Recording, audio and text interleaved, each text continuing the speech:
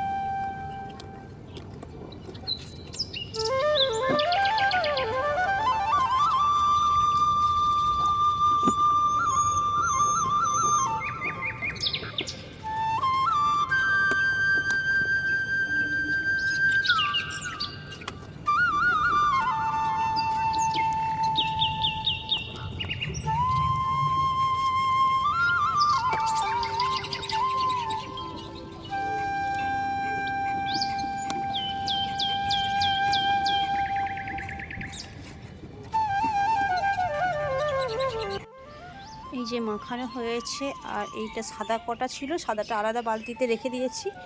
আর এখন কাচবো না, পরে কাচবো। তো চলো নিচের কাজগুলো সেরে আসা যাক, তারপরে কাচাকুচি হবে। নিচে এখনও কিছু সারা হয়নি। চলো, কোনো কি ঘুম থেকে ওঠেনি, শুধু শান উঠে পড়তে গেছে।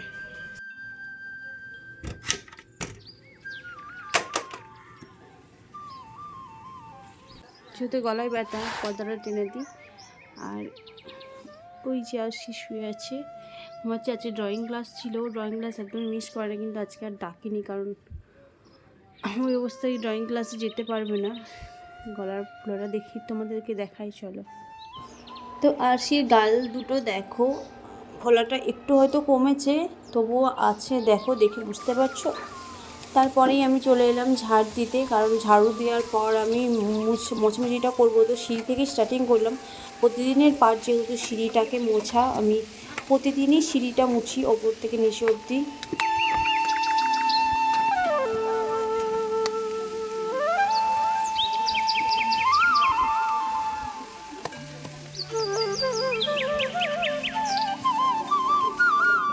তো সিঁড়ি হয়ে গেছে, তারপর এক একই ঘর, বারান্দা, এই ঘর, রান্নাঘর সমস্তটাই ঝাড়ু দিয়ে নেব।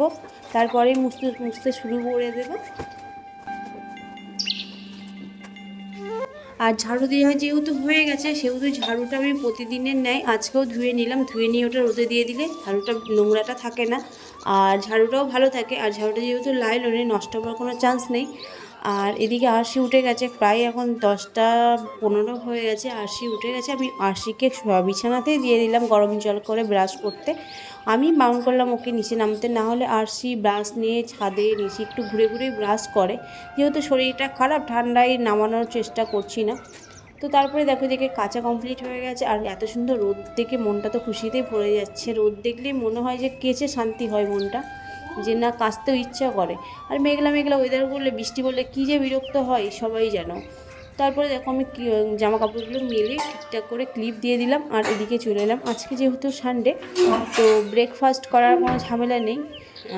ভাত, মানে যেটা ভাত খায় আরশি, তো বলেইছে, মানে এরকম তুমি আগের ভিডিওতেও শুনেছো যে আরশি সানডেতে ব্রেকফাস্টে একটু পরোটা দিলেই ওর ভীষণ খুশি। তো সেই কারণে আজকে সানডেতে পরোটাই নিয়ে আসা হয়েছে, ছেঁড়া পরোটা। যদিও আরশি খেতে পারলো না, অনেকটা চেষ্টা করলো, কিন্তু খেতে গেলেই চোয়ালটা লাগছে, চিবাতে গেলে, তো ও খেতে পারলো না।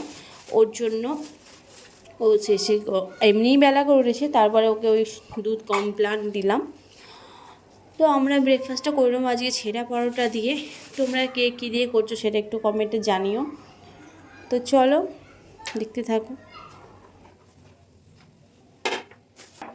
আর এদিকে যেহেতু আশি পরোটা খেতে পারলো না, তো আশিকে দুধ দিয়ে কমপ্লেন করে দেবো। আর তোমরা ভাবছো তো দুধটা ছাঁকলাম কেন, কারণ দুধে এক ফোঁটা সর যদি মুখে যায় তো আর খেতেই চাইবে না, তো সেই কারণে দুধটা ছাঁকা। আর এদিকে কমপ্লেন আশি হচ্ছে কমপ্লেন আর পিডিয়াশোর দুটো মিক্সড করে খাই, ওর বরাবরের অভ্যাস, তো দুটো মিক্সড করে আমি ওকে গুলে দিচ্ছি। তাতেই ওটা ভালো লাগে, মানে একটা কিছু দিয়ে যদি দেওয়া হয় ও খেতেই চায় না, ওর নাকি টেস্টই পায় না। তো সেই কারণে দুটো মিক্সড করি, ওর মতোই ওকে দিলাম। একটা স্ট্র দিয়ে খেতে ওর সুবিধা হচ্ছিল। তো দুধ, জলটা না, দুধ, এই সমস্ত লিকুইড জাতীয় খাবার ও স্ট্র দিয়ে খেতেই পছন্দ করে। তো ওকে দিয়ে দিলাম ওটা, ও ওইটুকুনি খেয়েছিল। তারপরে আবার দুপুরে দুটো ভাত দিলে দেবো, কীভাবে খাবে বুঝতে পারছি না। তো চলো, তারপরে দেখো হয়ে গেছে, আর ব্রেকফাস্ট কমপ্লিট হয়ে গেছে। আর আমি এদিকে বাসন যেগুলো ছিল সেগুলো একটু মেজে ধুয়ে নিচ্ছি, তারপরেই মোছামুছিটা করবো। যদিও এক ফোঁটা দু ফোঁটা জল পড়ে যায়, তো মোছাটার আগে বাসন ধুয়ে নেওয়াই ভালো। তো বাসনটা ধুয়ে নিই, তারপরে আবার আসছি। ওকে,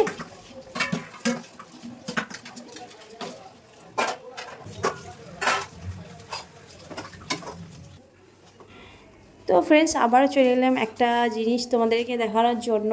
তো এই দেখো, দুটো পেটে আমি এখানে নিয়ে নিয়েছি। একটাতে হচ্ছে আঙুর, মানে আগের দিন শনিবারে সন্ধ্যাবেলা আমি গিয়েছিলাম মায়ের জন্য একটা শাড়ি আনতে। তো আশিকে জিজ্ঞেস করলাম যে কী খাবে, ও বললো যা তোমার ইচ্ছা সেটা নিয়ে আসবে। তো আমি দেখলাম আঙুরটা নিয়ে গেলেই ও হয়তো খেতে পারবে।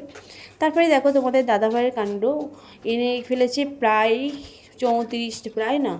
35টা ডিম।